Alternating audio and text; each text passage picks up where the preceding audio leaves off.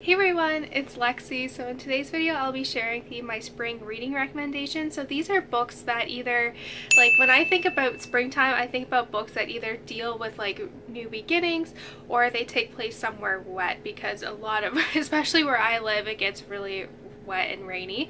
So I have 5 books here for you that are kind of all over the place in terms of genre, so I think you guys will like some of these recommendations. So yeah, without further ado, let's get started. So first I have Garden Spells by Sarah Addison Allen, and this is a book that I read last year, maybe 2 years ago, and this is a book that has magical realism in it. So it follows this like group of sisters who belong to a bloodline of witches. So they either can like see things, or if they see like an object, they'll be like, oh, someone needs that, and so they'll give it to them, and then the people are like, why do I need this? And then like a couple days later they'll be like, oh, this is really helpful.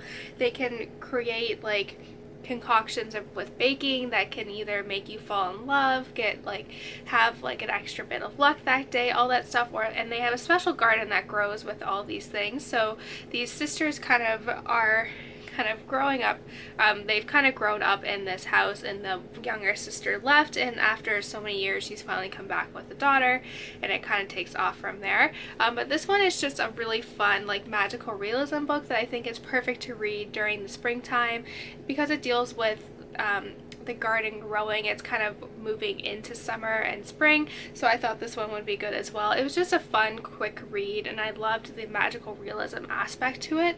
And then there's also a sequel, First Frost, as well, but this one was really good. It was just a lot of fun, and I think you guys will really enjoy this as well.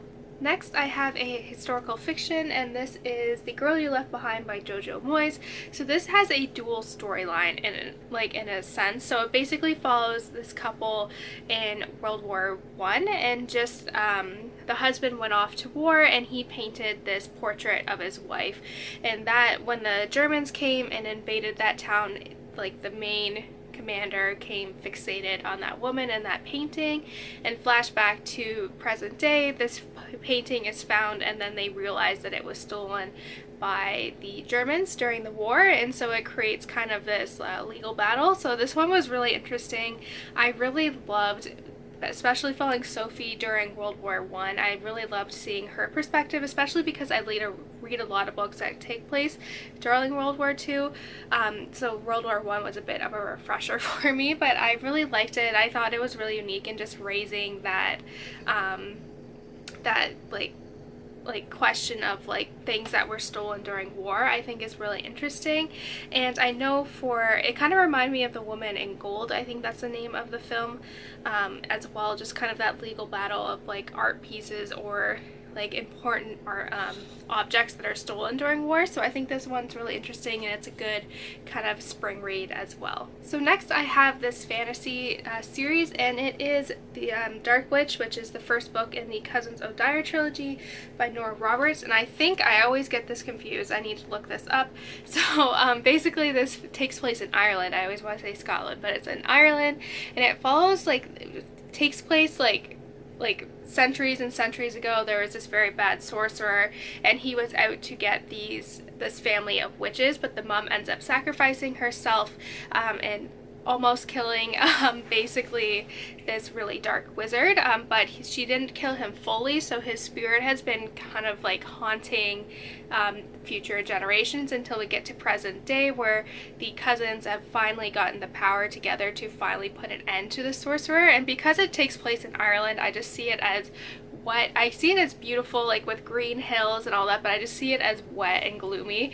But this one I did read this when I first read it. It was during springtime too, so that's probably why I think of spring. But this one is just a really fun trilogy. Each book in this series follows each of the 3 cousins, so it kind of gave me like adult Harry Potter vibes as well.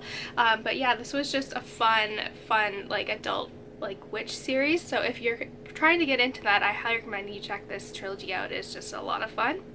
So next I have A Fall of Marigolds by Susan Mesner, and this is actually one of my book club picks a couple years ago, and basically it has a dual storyline as well. So it follows two women who both lost someone in a very tragic accident. So we first have, I forget their name, Clara, who witnessed the, I forget the name of, the Triangle Shirtwaist Fire, which was this really tragic accident that happened in New York, where there was a fire in a factory and people were locked in and jumping off the building, and she witnessed that, and as a nurse she felt really helpless because she couldn't help these people, so she's dealing with the grief of that.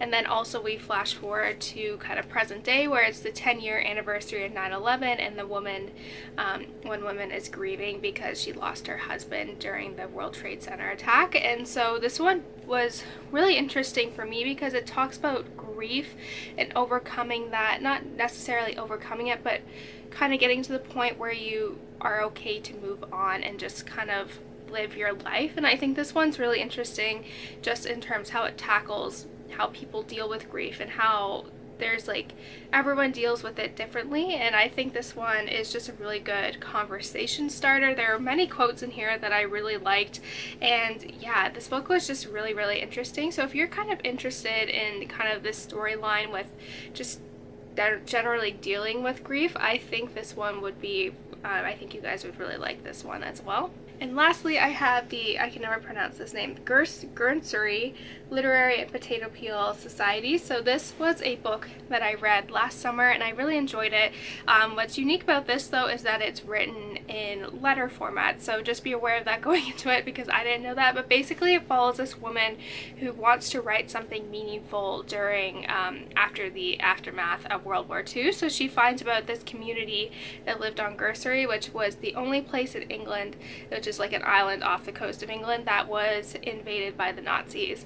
And so she's trying to piece together an article that kind of talks about that, and she's learning their story through these letters. And because it takes place in like an island off of England, I totally just picture it as dark and gloomy and all of that stuff, but it just is a really heartfelt story, and you just, even though it's letter format, you do still get really attached to these characters and all of that stuff, and you can kind of see like the gossip between characters. Like, it's really interesting just reading it in this kind of format. I think is really interesting as well, and it's really short too. Like, it's a quick read.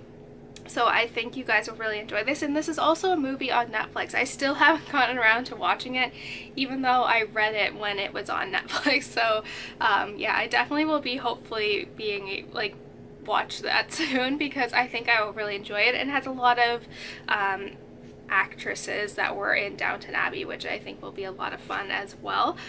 So yeah, I think you guys would really enjoy this if you like World War II novels as well. So that's it, guys. Thank you guys so much for watching. Let me know in the comments below what some of your spring reading recommendations are and all of that fun stuff. So yeah, thank you guys so much for watching. Don't forget to give this video a thumbs up, and I will see you guys next time. Bye, guys.